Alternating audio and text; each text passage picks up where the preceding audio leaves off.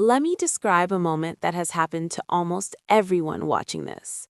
You're scrolling through your bank app, your paycheck just hit, bills are paid, you've got maybe $3,000 sitting there, and you think, okay, cool, I'm finally not stressed. And then a vacation pops up, a phone upgrade, a car repair, a wedding invite, an emergency that isn't really an emergency but kind of feels like one.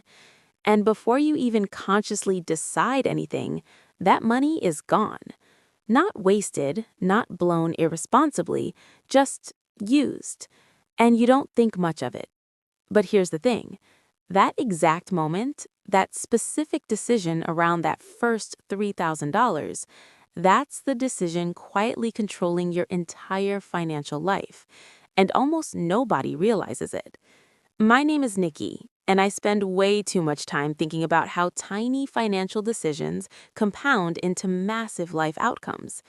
If you're someone who feels like you make decent money, you're not reckless, but somehow you're always one step away from stress, or you feel like wealth is this thing other people eventually figure out, make sure to hit the subscribe button and give this video a thumbs up if this helps you out. Because what we're about to talk about today, this isn't budgeting. This isn't investing hacks. This is about the moment your financial identity gets locked in. Here's what most people believe. $3,000 isn't that much money. And mathematically, sure, it's not life-changing by itself. But financially, psychologically, behaviorally, that belief is exactly the problem. Because the way you treat your first $3,000 of flexibility predicts how you'll treat every dollar that comes after it. And that's not motivational fluff. That's backed by data. According to the Federal Reserve's Survey of Consumer Finances, nearly 40% of Americans cannot cover a $400 emergency without debt. But here's the more interesting part.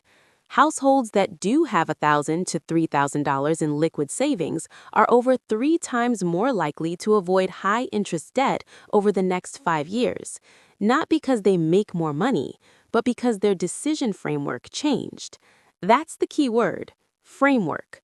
The $3,000 isn't money, it's a signal. Look, here's what most people don't realize. The $3,000 decision is not about the money. It's about what your brain learns when you get it.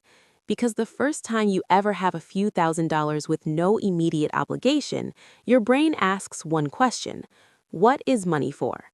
And whatever answer you give in that moment becomes your default setting. Let's walk through the 3 most common paths people take when they hit that $3,000 moment. And I want you to honestly notice which one feels uncomfortably familiar. Path number 1, the relief spender. This is the most common one. You finally have breathing room and your brain goes, I deserve this. So the money becomes catching up, fixing annoyances, making life feel normal again. New tires, better phone, a trip you postponed, paying off random stuff.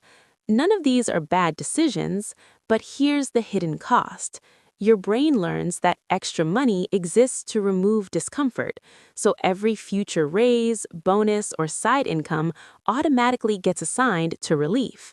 And that's how people earning $80,000 feel just as stressed as they did at $45,000. Path number 2, the future hoper. This one sounds responsible. You say, I'll invest it later. So the money sits in checking.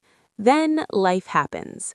The money slowly leaks away into temporary expenses, one-time costs, things that feel unavoidable. And here's what your brain learns. Saving is optional. Spending is inevitable. That belief is deadly because it means your future is always something you'll deal with later. Path number 3, the frame shift, the rare one. This is the path almost nobody takes. Instead of asking, what should I do with this money, they ask, what role should this money play? And that question changes everything.